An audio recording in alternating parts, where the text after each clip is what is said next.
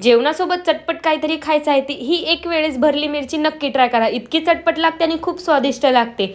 इथे आपल्याला थोडेसे भाजलेले शेंगदाणे घ्यायचे आहेत. त्यामध्ये अर्धा चम्मच धनी, अर्धा चम्मच तीळ, अर्धा चम्मच बडीशोप आणि अर्धी चम्मच आपल्याला जिरे टाकायचे आणि सर्व सुके मसाले टाकायचे आहेत. लाल तिखट, हळदी पावडर, गरम मसाला. तिखट तुम्ही तुमच्या आवडीनुसार कमी जास्त करू शकतात. हे अशा प्रकारे आपल्याला थोडंसं मोठेसे असे वाटून घ्यायचे आहेत. त्यानंतर त्यामध्ये चवीपुरतं मीठ टाकून हे सर्व एकजीव करून घ्यायचे आहेत.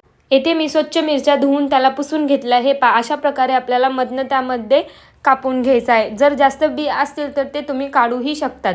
हे अशा प्रकारे सर्व मिरच्या आपल्याला कट करून घ्यायच्या आहेत. त्यामध्ये आपल्याला सर्वीकडे असे मीठ भरून घ्यायचं आहे. मीठ हे कंपल्सरी अशा प्रकारे आपल्याला भरून घ्यायचं आहे, नाहीतर आपल्या मिरच्या थोड्याशा सपकही होऊ शकतात. त्यामुळे मीठ भरून घ्यायचं आहे सर्वात पहिले. हे सर्व आपण जे वाटण केलं आहे त्यामध्ये टाकायचं. आपल्याला यामध्ये पाण्याचा वापर जराही करायचा नाही. अशा प्रकारे मसाला टाकून दाबून हे मसाला सर्व भरून घ्यायचा आहे. हे येथे मी थोडंसं तेल टाकलं आहे. तेल गरम झालं की मी सर्व आपल्याला हळूवारपणे मिरच्या त्यामध्ये टाकायच्या आहेत. व्यवस्थित असे मिक्स करून त्याला 2 ते 3 मिनटं असे झाकून आपल्याला शिजवून घ्यायचे आहे. मिरच्या हे लवकरच शिजतात. अशा प्रकारे केल्यामुळे आणखीन लवकर हे होतात. त्यामुळे 2 मिनिट असे वाफून आपल्याला शिजवून घ्यायचे आहेत. जे आपण मसाला केला आहे उरलेला सर्व त्यामध्ये टाकायचा आहे. हा मसाला टाकला की आपल्याला 1 सेकंद असे त्याला मिक्स करून घ्यायचा आणि लगेचच गॅस बंद करायचा आहे, नाहीतर आपला मसाला हा करपूही शकतो.